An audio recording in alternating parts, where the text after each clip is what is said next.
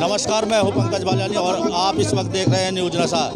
आप देख सकते हैं कि किसान महापंचायत जो है वो अब शुरू होने वाली है। राकेश टिकैत के आह्वान के बाद यहाँ पर जो है किसान महापंचायत का आयोजन किया गया है, क्योंकि आप देख सकते हैं जिस तरीके से गाजीपुर की कल घटना हुई थी, उसी के बाद से जो वहाँ से तस्वीरें राकेश टिकैत की आई थी रोने की, उसके बाद से किसान यहाँ काफ़ी आक्रोशित हो गए थे।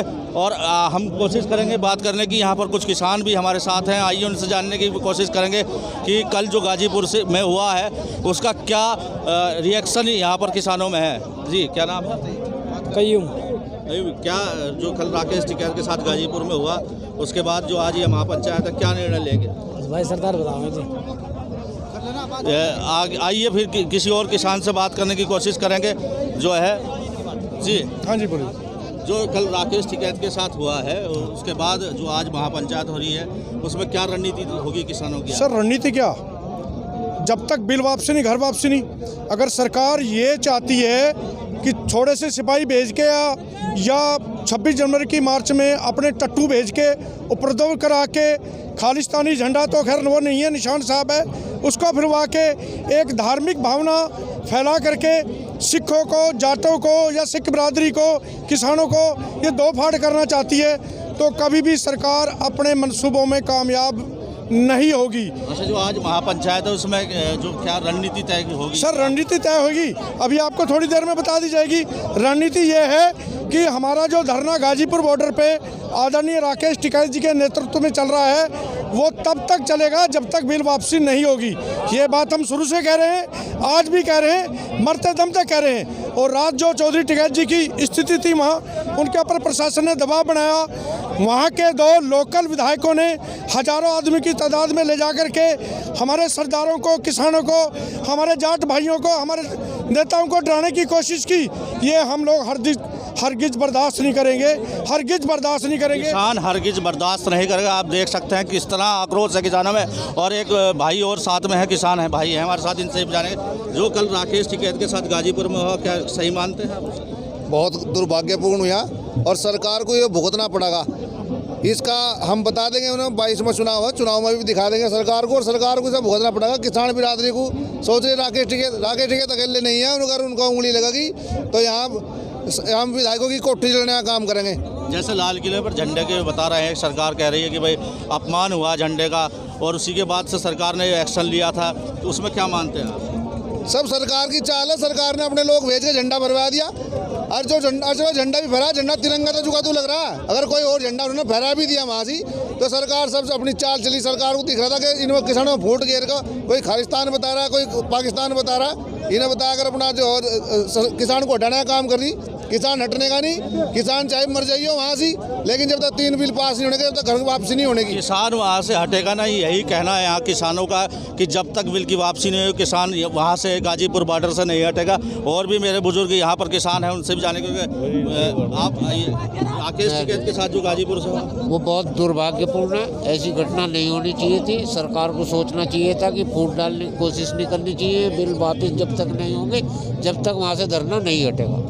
बिल्कुल सही कहा कि फूट डालने की कोशिश सरकार कर रही है। आप देख सकते हैं इस वक्त जो है महापंचायत का जो मंच है वो पूरी तरीके से तैयार हो चुका है। और यहाँ सिर्फ जो भारतीय किसान यूनियन के जो अध्यक्ष हैं नरेश टिकैत, वो यहाँ थोड़ी देर बाद पहुँचने वाले हैं। और इसी मंच से आज जो है जो महापंचायत का ये मंच है, इसी से निर्णय होगा कि जो किसानों की आगे की रणनीति होगी वो क्या होगी। यही मंच आज ये तय करेगा कि जो किसान है वो क्या होगा। आइए इनसे बात करने की कोशिश करें। मेरे साथ एक किसान साथी और हैं जी। अब की बार आर पार की लड़ाई है जी। मोदी सरकार ने जो मतलब ये 3 काले कानून लाई मोदी सरकार, आर पार की लड़ाई, जैसा चौधरी साहब निर्देश देंगे, चौधरी अजीत सिंह चौधरी, नरेश टिकैत जी, आर पार की लड़ाई है। नौजवान हम रास्ते में आ रहे थे, 85-20 नौजवान, मतलब पहले हमारी भी उम्र 60 के करीब होली, लेकिन 85-20 नौजवान देखा हमें ट्रैक्टरों पे, गाड़ियों में। तो आर पार की लड़ाई है, मतलब किसान बिल्कुल ख़त्म कर दिया इस सरकार ने। अब बिल्कुल किसानों में इतना आक्रोश है कि वो चाहते हैं कि सरकार के साथ अब आर पार की लड़ाई लड़ने को वो बिल्कुल तैयार हैं, और जब तक कि कृषि विधेयक बिल वापस नहीं होते वो गाजीपुर का धरना भी नहीं समाप्त करेंगे। और आप देख भी सकते हैं उसी बात को लेकर आज यहाँ महापंचायत भी घोषित थी, और इसमें थोड़ी देर बाद ही जो है नरेश टिकैत यहाँ पर शिरकत करेंगे, और उसके बाद ही ये तय होगा कि क्या निर्णय लिए गए। नरेश टिकैत के बाद ही यहाँ ये पता लग पाएगा। और मेरे साथ एक बुजुर्ग किसान और जुड़े हैं जी, क्या है? भगत सिंह वर्मा, राष्ट्रीय अध्यक्ष पश्चिम प्रदेश मुक्ति मोर्चा।